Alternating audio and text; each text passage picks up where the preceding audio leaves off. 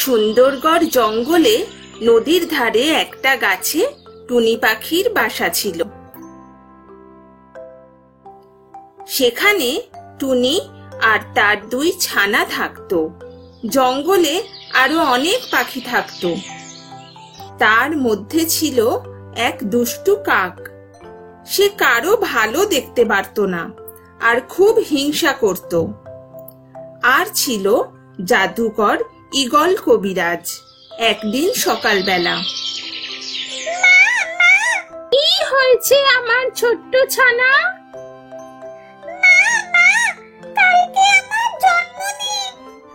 আমি জানি তো সোনা, কাল তোমার জন্মদিন।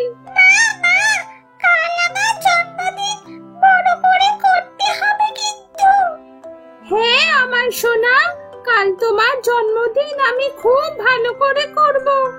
এখন আমি একটু বাজারে যাব, কালকের জন্য কেকের অর্ডার দিয়ে আসি, আর জঙ্গলের সব পাখিদেরকে তোমার জন্মদিনে আসার জন্য নিমন্ত্রণ করে আসি।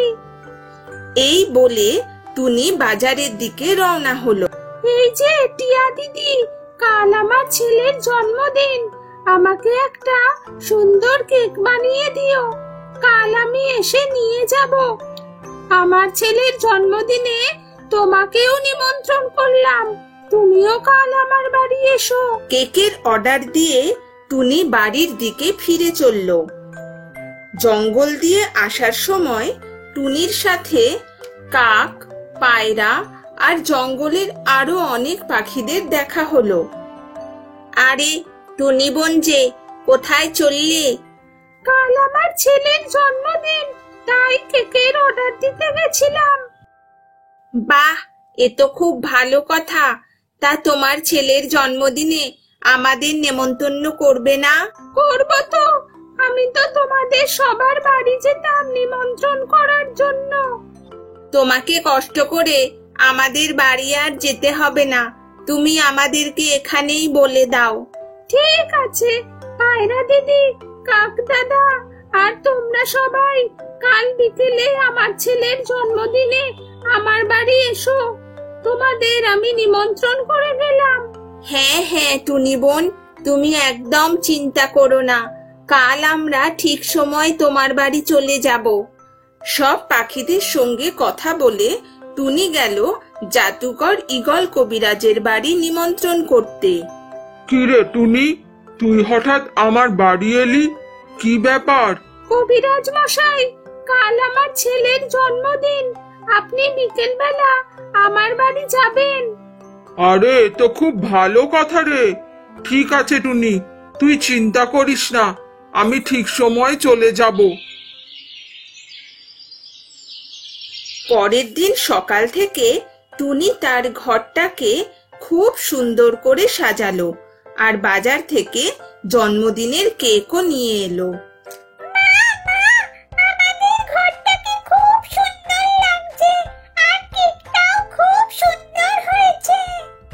তোমার ভালো লেগেছে সোনা?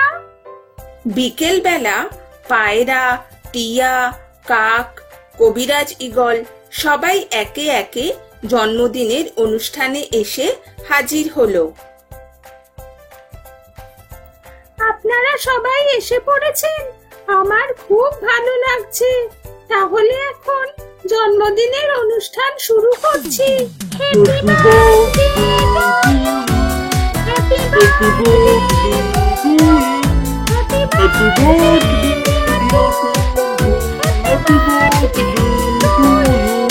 জন্মদিনের খাওয়া দাওয়ার পর সবাই একে একে টুনির ছেলেকে উপহার দিয়ে চলে গেল।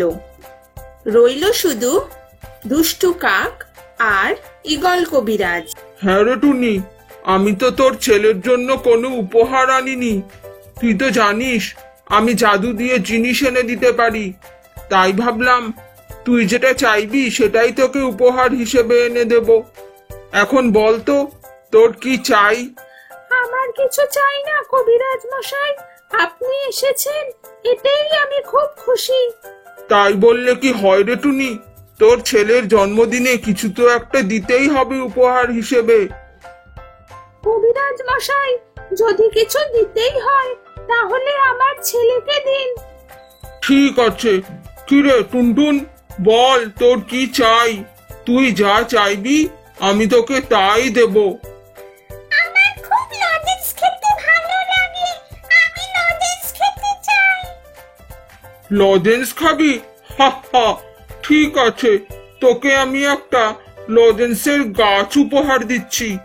আমাকে তোদের বাগানে নিয়ে চল। এরপর সবাই মিলে টুনির বাগানে এলো, সাথে দুষ্টু কাকটাও এলো। জাদুর লাঠি, জাদুর লাঠি, টুনটুনকে একটা লজেন্স গাছ দাও। জাদুর লাঠির কাছে লজেন্স গাছ চাওয়ার সাথে সাথে টুনির বাগানে একটা লজেন্সের গাছ গজিয়ে উঠল। কি মজা, কি মজা, কত রকমের লজেন্স! আমরা দুই ভাই সারা দিন মজা করে লজেন্স খাবো। টুনটুনকে উপহার দিয়ে ঈগল কবিরাজ আর কাক নিজের নিজের বাড়ি ফিরে গেল। দুষ্টু কাক বাড়িতে বসে খালি টুনির লজেন্স গাছের কথা চিন্তা করে। কি সুন্দর লজেন্স গাছটা! এত লজেন্স টুনির ছেলে দুটো মজা করে খাবে, আর আমি লজেন্স খেতে পাবো না। না, এ কিছুতেই হতে পারে না। আমিও লজেন্স খাবো, আমারও লজেন্স গাছ চাই। কিন্তু ঈগল কবিরাজের কাছে আমি লজেন্স গাছ চাইবো কি করে? সে তো এমনি এমনি আমায় লজেন্স গাছ দেবে না। আমাকে একটা কিছু বুদ্ধি বার করতে হবে। দুষ্টু কাক চিন্তা করতে লাগলো কি করে ঈগল কবিরাজের থেকে একটা লজেন্স গাছ পাওয়া যায়। হঠাৎ দুষ্টু কাকের মাথায় একটা দুষ্টু বুদ্ধি এলো। আমার মাথায় একটা দুষ্টু বুদ্ধি এসছে। আমি ঈগল কবিরাজকে গিয়ে বলি কাল আমার জন্মদিন। এই বলে আমি ঈগল কবিরাজকে নেমন্তন্ন করে আসি। আমার বাড়ি এলে আমি জন্মদিনের উপহার হিসেবে ঈগল কবিরাজের থেকে একটা লজেন্স গাছ চেয়ে নেব। তারপর আমিও ভালো ভালো লজেন্স খেতে পাবো। এই মনে করে কাক ঈগল কবিরাজের বাড়ি গেল। কি রে কাক, কি ব্যাপার? তুই হঠাৎ আমার এখানে কি বলে? কবিরাজ মশাই, কাল আমার জন্মদিন। আমি আপনাকে নিমন্ত্রণ করতে এলাম। আপনি কাল আমার বাড়ি যাবেন। কি বলিস কাক? কাল তোর জন্মদিন? ঠিক আছে, আমি কাল তোর বাড়ি চলে যাব। পরদিন সকাল থেকে কাক তার বাড়িটা সাজিয়ে একটা ছোট কেক কিনে ঈগল কবিরাজের জন্য অপেক্ষা করতে লাগলো। বিকেল বেলা ঈগল কবিরাজ কাকের বাড়ি এলো। কি রে কাক, আর সব পাখিরা কোথায়? কেউ আসেনি?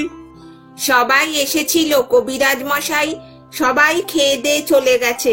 আপনি একটু দেরি করে এসেছেন। ও তাই নাকি? তাহলে চল খাওয়া দাওয়াটা করে নি। এরপর খাওয়া দাওয়া শেষে ঈগল কবিরাজ কাককে বলল, এবার বল কাক, তোর জন্মদিনে কি উপহার চাই? মানে কবিরাজ মশাই, আমাকেও টুনির মতো একটা লজেন্স গাছ দিন। আমিও ভালো ভালো লজেন্স খাবো। আমি তোকে লজেন্স গাছ দিতে পারবো না কাক। এক জিনিস দুবার করে জাদুর লাঠির কাছে চাওয়া যায় না। কিন্তু কবিরাজ মশাই, আমার তো ওই লজেন্স গাছটাই চাই। আমাকেও একটা লজেন্স গাছ দিতে হবে। এতে অসুবিধা কোথায়? বোঝার চেষ্টা কর কাক, এক জিনিস জাদুর লাঠির কাছে চাওয়া যায় না।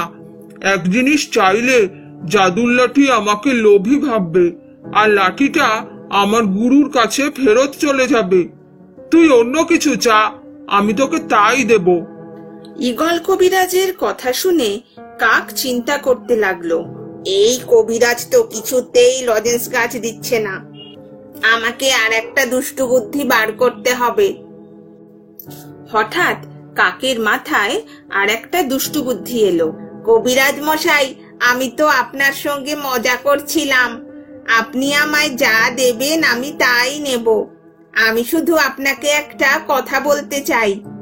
তুই কি কথা বলতে চাস আমায় কাক? কবিরাজ মশাই, আমিও আপনার মতো একটা জাদু শিখেছি। আমি সেই জাদুটা আপনাকে দেখাতে চাই। তাই নাকি? তুইও জাদু জানিস? তা কি জাদু জানিস দেখা দেখি। আমি যে কোনো পাখিকে জালবন্দি করে হাত না লাগিয়ে তাকে জালমুক্ত করতে পারি। তাই নাকি?